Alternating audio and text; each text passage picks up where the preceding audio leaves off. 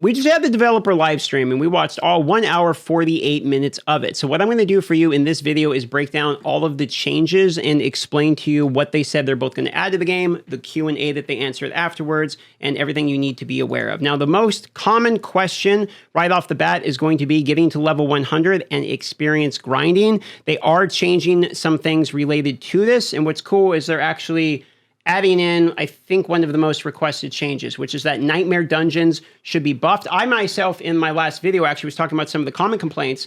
And one of the things I actually suggested, literally is an hour posted as of a few hours ago, was that the nightmare sigils could be buffed. And effectively what they could do is put more experience, better rewards, etc. And it looks like they are agreeing to effectively do this. So we're going to be seeing more experience coming from nightmare sigils. We're also going to be seeing better rewards related to actually doing nightmare dungeons. And this change should be ready by the beginning of season 1. On top of it, when you actually use a sigil now, instead of just seeing it on the map, they're actually going to have a waypoint where you can click and teleport directly to the dungeon, therefore saving yourself a lot of running around or having to like click and teleport on these other waypoints, etc., and then running there. You can just teleport directly to the dungeon. So the very first change that they're doing is nightmare dungeons across the board are effectively being buffed. The next most important bit is going to be about seasons as well as renown. So one of the most common questions is, when we do seasons again, what do we have to farm again? What do we not have to farm again? Well, let me explain to you what comes with you. First of all, as you can see on my main character, I've unlocked most of the map, and there is a renown associated with that map. For instance, if you look at areas discovered, I have 51 out of 51 on this region, and I get my renown for that. That is 255 total renown. Now, this amount of renown will come with me, and the same renown of me discovering areas on any of these portions will come with me to my seasonal characters, as well as the renown value of the altars of Lilith. So for instance, I here, let's just pick Fractured Peaks. I have 73 times 5 is going to be what, oh no, I have to do quick math at the top of my head, 365, I believe, plus 280 is, what is that? 600, what was this original number? Oh Lord, my math. 645. There is a total of 645 between the areas discovered and the altars of Lilith renown that is required, that is rewarded to me already, and that will go with me on the seasonal character. They say effectively your altars of Lilith and your areas discovered will transfer with you, and when you make a new character, the map will already be revealed, and it will already show you all the altars you claimed. Now, on a new character, when you have a new character in the game currently, the map is covered except for the major waypoints. Now, when you make a new seasonal character, you're actually going to get the major waypoints for each city as well. You are going to get to keep those. And I do believe as well as the renown value associated with them, I would assume, because if you look at actually this here, you can see that I have waypoints. I have 4 of them, and I have some renown value associated with that. So you will get a little bit there. But the map itself will be uncovered. So this is a change coming to making new seasonal characters. All of this will be uncovered, and you will see the waypoints, etc., that you have not acquired yet. You'll see the strongholds you have not acquired yet, etc. So this very annoying map being covering was one of the things I actually was just saying is kind of annoying on a new character. You will not experience this with a new seasonal character.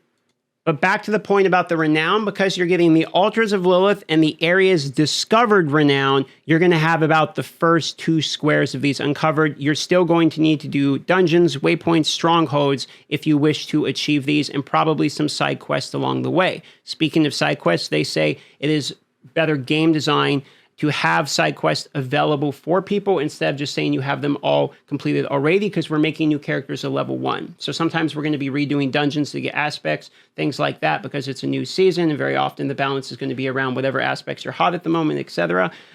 So for that reason, having side quests and to double down and get bonus experience is something that they believe should still be in the game for seasons. So expect to have the most annoying things, which is uncovering the map and the altars, already completed and not have to do them, but still the other parts of the game that's sort of like the core gameplay loop of like doing quests, leveling up, doing strongholds, you are going to need to do that still for seasons.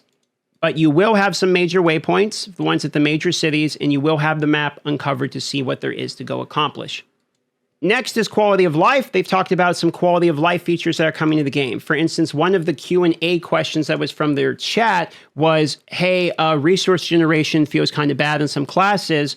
are we going to effectively do something about that? And their response is that keep an eye out for a future change, basically sort of a, a soon TM type of answer. But they did mention that resource generation was something they are looking at. So if you're somebody like me, a druid, I'm assuming they're talking about us or other classes that need generation. It seems like Rogue's doing fine with generation, but sometimes the generation could feel kind of bad. I do put a lot of my emphasis in terms of aspects, Paragon board, etc., just to be able to actually use my abilities. So I think they are addressing this. One of the other things they're addressing is another thing I just put out a video on, which I put this video out right when they launched the live stream, and a lot of these things are already, I guess, were already planned to be fixed, which is encouraging, which is that they're coming up with some kind of side quest general UI tracking. They say they recognize two things. They recognize that they have some secret hidden quests that they don't just want to show you how it goes, but they also recognize that this side quest thing is super annoying and it's basically hard to find quests. So we're going to get some kind of journal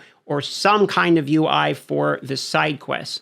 Another point of concern that was brought up by players was that the materials have a cap. For instance, you can only carry 9,999. They are raising this cap so that if you are a very hardcore grinder and you're hitting the caps, there's no reason for them not to raise the cap, is what they're saying. So they'll just do that for the quality of life. The other part is having all these annoying gems in your inventory. Eventually, it sounds like this is coming more, I think season 2 is what they said. It's gonna be a little bit still till this gets implemented, because season 1 is more or less already production wrapped up and they're just doing bug testing at this point.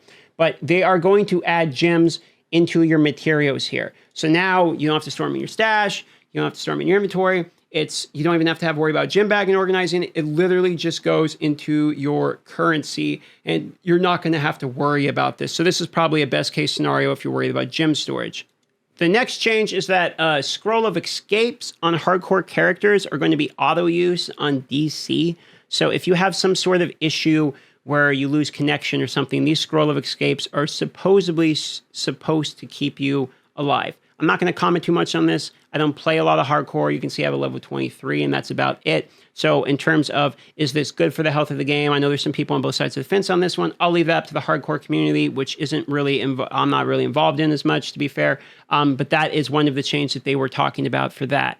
There's also some bug fixes and some new additional kind of changes to type of content. For instance, somebody asked if teleport to a friend, we have the portals here. If you can just right click and teleport to somebody on party, if they're going to add that into the game. Didn't really sound like it. They said, maybe we'll think about it in the future, but it didn't really sound like that was intended. They like the waypoints around town is sort of a hub, is what it sounds like.